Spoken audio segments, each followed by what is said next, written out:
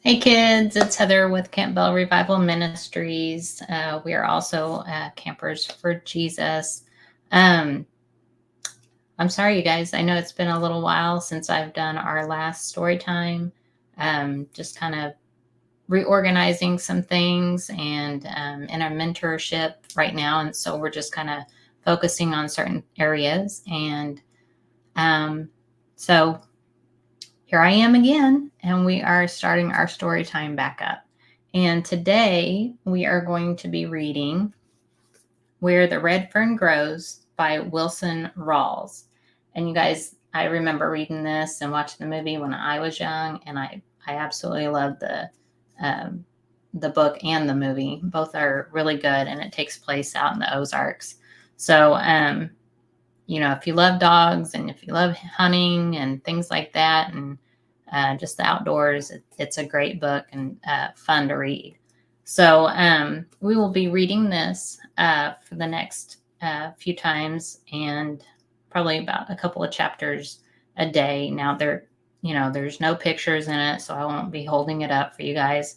But just stay on our channel, keep up to date on our story times every Thursday, and we will, read through this whole book. So, all right. Now, I will have the link to buy the book. If you want to buy the book and read along with us, I will have that on there as well. So just check our links on there.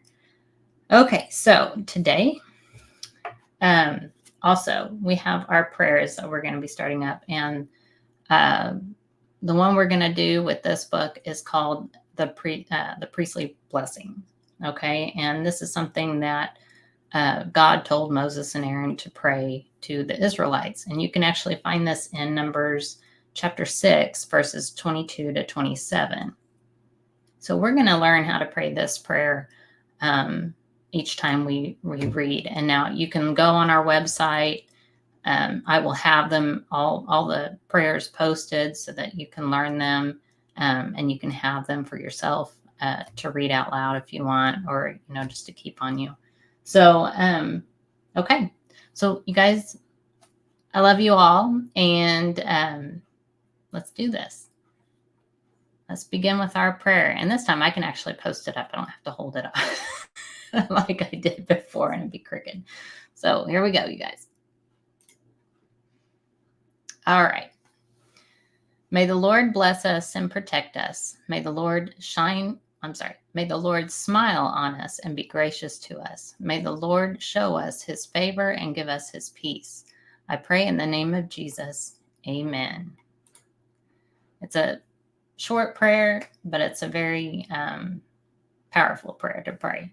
So I hope you guys enjoyed that and continue to learn that as we go through this. So, all right, Where the Red Fern Grows by Wilson Rawls. And we're going to start on chapter 1. When I left my office that beautiful spring day, I had no idea that what was in store for me. To begin with, everything was too perfect for anything unusual to happen. It was one of those days when a man feels good, feels like speaking to his neighbor, is glad to live in a country like ours, and proud of his government. You know what I mean, one of those rare days when everything is right and nothing is wrong. I was walking along whistling when I heard the dogfight. At first, I paid no attention to it.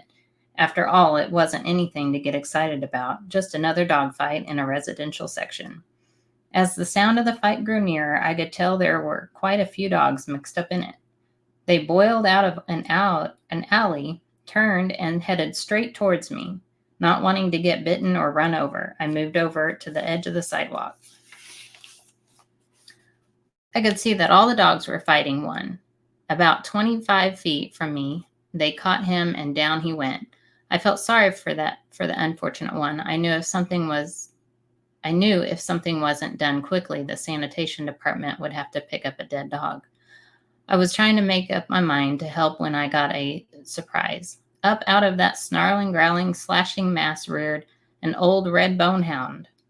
For a second, I saw him. I caught my breath. I couldn't believe what I had seen. Twisting and slashing, he fought his way through the pack and backed up under the low branches of a hedge. Growling and snarling, they formed a half-moon circle around him. A big bird dog, bolder than the others, darted in. The hedge shook as he tangled in with the hound. He came out so fast he fell backwards. I saw that his right ear was split wide open. It was too much for him, and he took off down the street, squalling like a scalded cat. A big, ugly cur tried his luck. He didn't get off so easy. He came out with his left shoulder laid open to the bone. He sat down on his rear and let the world know that he had been hurt. By this time, my fighting blood was boiling. It's hard for a man to stand and watch an old hound fight against such odds, especially if that man has memories in his heart like I had mine. I had seen the time when an old hound like that had given his life so that I might live. Taking off my coat, I waded in. My yelling and scolding didn't have much effect, but the swinging coat did. The dog scattered and left. Down on my knees, I peered back under the hedge. The hound was still mad. He growled at me. He showed his teeth. I knew it wasn't his nature to fight a man. In a soft voice, I started talking to him. "Come on, boy," I said. "It's all right. I'm your friend. Come on now." The fighting fire slowly left his eyes. He bowed his head and his long red tail started thumping the ground.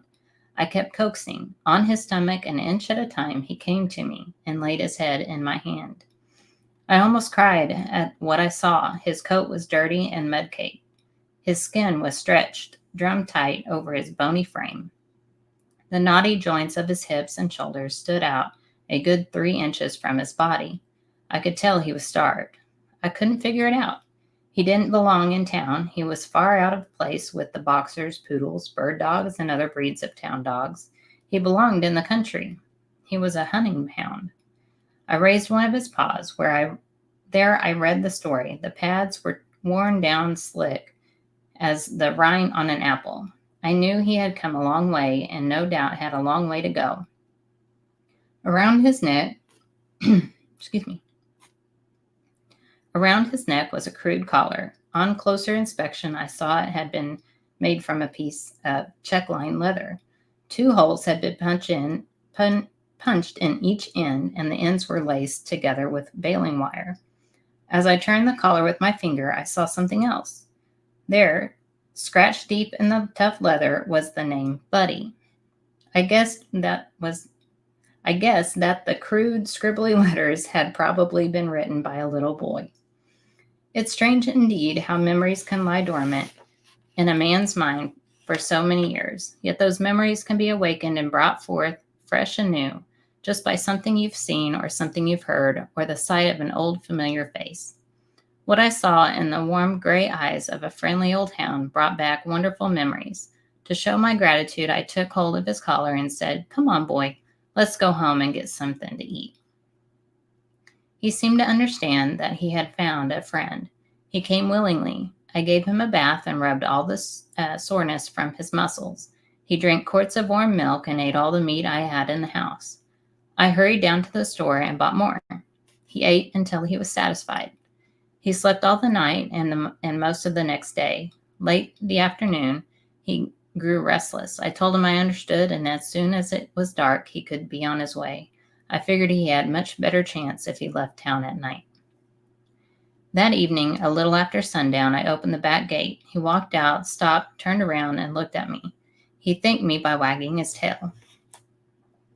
With tears in my eyes, I said, "You're more than welcome, old fellow. In fact, you could have stayed here as long as you wanted to." He whined and licked my hand. I was wondering which way he would go, with one final whimper, and he turned and headed east. I couldn't help smiling as I watched him trot down the alley. I noticed the way his hindquarters shifted over to the right, never in line with the front, yet always in perfect rhythm. His long ears flopped up and down, keeping time with the jogging motion of his body. Yes, they were all there, the unmistakable marks of a hunting hound. Where the alley emptied into the street, he stopped and looked back. I waved my hand. As I watched him disappear in the twilight shadows, I whispered these words, "Goodbye, old fellow. Good luck and good hunting." I didn't have to go I didn't have to let him go. I could have kept him in my backyard, but to pin up a dog like that is a sin. It would have broken his heart. The will to live would have slowly left his body. I had no idea where he had come from or where he was going. Perhaps it wasn't too far, or maybe it was a long, long way. I tried to make myself believe that his home was in the Ozark Mountains, somewhere in Missouri or Oklahoma. It wasn't impossible, even though it was a long way from the Snake River Valley in Idaho. I figured something drastic must have happened in his life, as it is very unusual for a hound to be traveling all alone. Perhaps he had stolen, or maybe he had been sold for much needed money. Whatever it was that had interrupted his life, he was trying to straighten it out. He was going home to the master he loved, and with the help of God, he would make it. To him, it made no difference how long the road or how rough or rocky. His old red feet would keep jogging along, on, mile after mile. There would be no crying or giving up. When his feet grew tired and weary, he would curl up in the weeds and rest. Water from a rain puddle or a mountain stream would quench his thirst and cool his hot, dry throat. Food found along the highway or the offerings from a friendly hand would ease the pangs of hunger. Through the rains, through the snows, or the desert heat, he would jog along, never looking back. Some morning he would be found curled up in the front porch. The long journey would be over. He would be home. There would be a lot of tail wagging and a few whimpering cries. His warm, moist tongue would caress the hand of his master.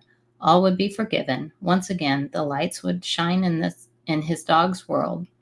His heart would be happy. After my friend had disappeared in the darkness, I stood and stared at the empty alley. A strange feeling came over me. At first I thought I was lonely or sad, but I realized that wasn't it at all. The feeling was a wonderful one. Although the old hound had no way of knowing it, he had stirred memories. And what priceless treasures they were. Memories of my boyhood days, an old KC baking powder can, and 2 little red hounds. Memories of a wonderful love, unselfish devotion, and death in its saddest form. As I turned to enter my yard, I started to lock the gate, and then I thought, no, I'll leave it open. He might come back. I was about halfway to the house when a cool breeze drifted down from the rugged Tetons. It had a bite in it, and goose pimples jumped out on my skin. I stopped at the woodshed and picked up several sticks of wood. I didn't turn on any lights on entering the house. The dark, quiet atmosphere was a perfect setting for the mood I was in. I built a fire in the fireplace and pulled up my favorite rocker. As I sat there in silence, the fire grew larger. It crackled and popped. Firelight shadows began to shimmer and dance around the room. The warm, comfortable heat felt good. I struck a match to light my pipe. As I did, 2 beautiful cups gleamed from the mantel. I held the match up so I could get a better look. There they were, sitting side by side. One was large, with long, upright handles that stood out like wings on a mourning dove. The highly polished surface gleamed and glistened with a gold sheen. The other was smaller and made of silver. It was neat and trim and sparkled like a white star in the heavens. I got up and took them down. There was a story in those cups, a story that went back more than half a century. As I caressed the smooth surfaces, my mind drifted back through the years, back to my boyhood days. How wonderful the memories were. Piece by piece, the story unfolded.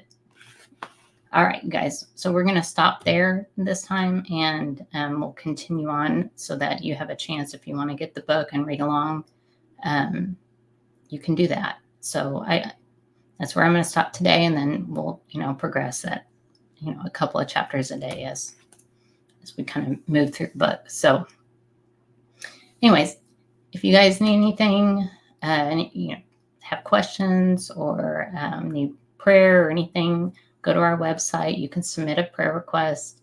And like I said, you can get the prayers off of our website also. So I love you guys, and I will see you next week.